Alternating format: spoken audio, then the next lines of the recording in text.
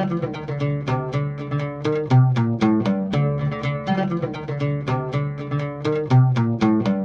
and welcome to the Sci-Fi Christian Book Reviews brought to you by the Sci-Fi Christian.com. I am Ben DeBono, here to talk to you about Stephen King's new novel and long-awaited sequel to The Shining, Dr. Sleep. Yes, if you haven't heard, this novel is a sequel to his late 70s hit, probably his most famous book, well, or one of them anyway, The Shining. We follow an adult Dan Torrance, not Danny anymore, but Dan Torrance in this novel.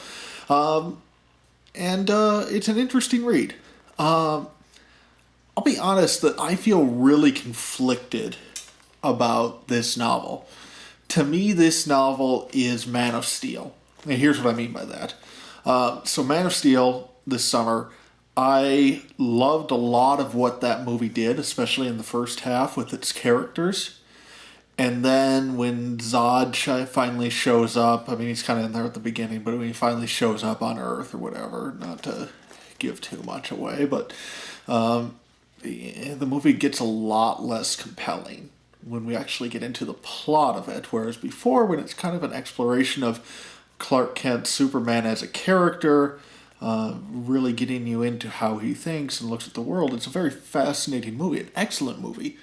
When we actually get into the plot, it's not so great. And I feel that way about this one.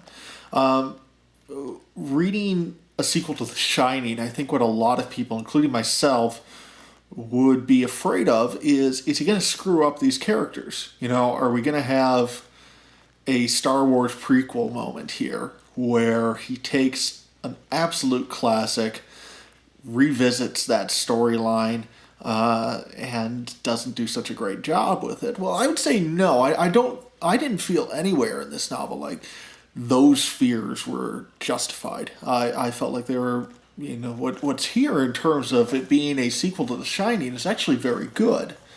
Dan Torrance works as an adult. There's fascinating parallels between him and his father, where we learn at the beginning of the novel, we kind of are taken through Dan's early life, leading up to he's 40-ish during this novel. And we discover that he is, at the time the bulk of this novel is taking place, a recovering alcoholic. So very similar parallel to Jack Torrance in the first book. And that stuff's really moving, and it's really well done, and it builds his character. And it's very convincing the way King writes about this guy and showing, you know, how carrying this burden from childhood, not just what happened at the Overlook, but, you know, the whole burden of having these abilities has affected him, and how being his father's son hasn't been an easy shadow to escape from, despite how he wishes he would.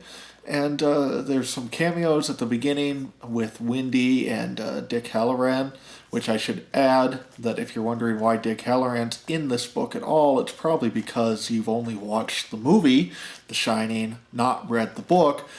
This is a sequel to the book where Dick Hallorann does not die from an axe to the head as he does in the movie. So I'm not sure, you know, if that's spoiler for the book or movie or whatever.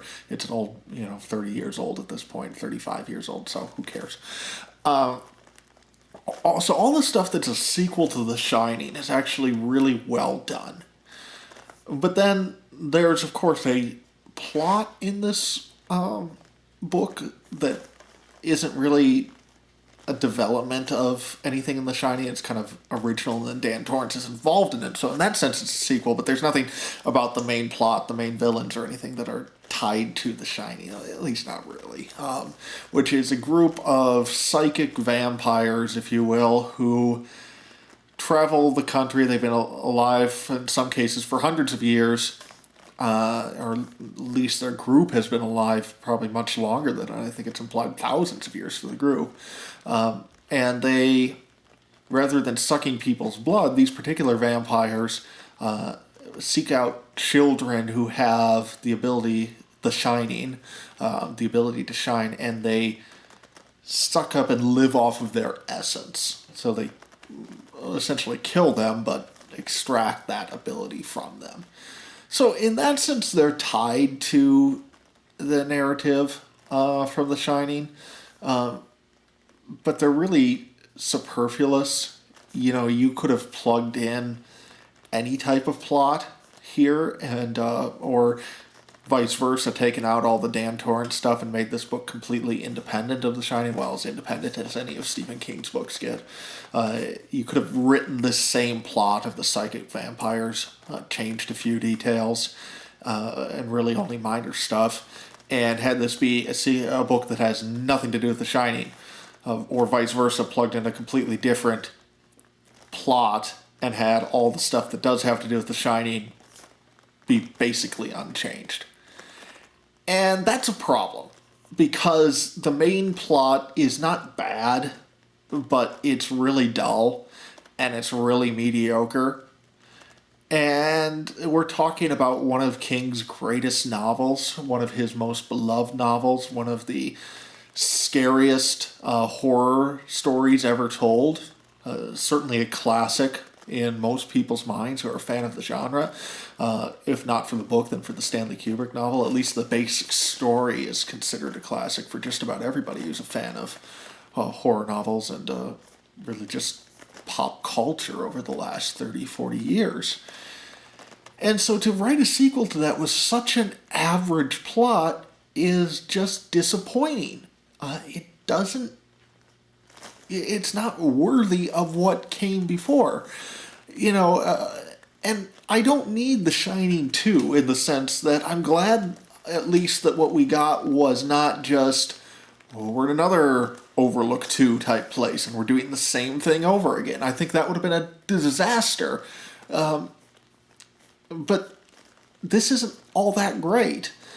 And so I guess when I look at this book, I kind of feel like the second people like myself who love the Shining found out Stephen King's writing a sequel, there's all these, oh no, is he going to do this? Is he going to do this? Is he going to screw it up? And the answer to all of those is no, he doesn't screw it up. There's no midichlorian moment in this book to, continue on the Star Wars prequel analogy. He doesn't do anything to tarnish the legacy of the first book. Very respectful in that sense.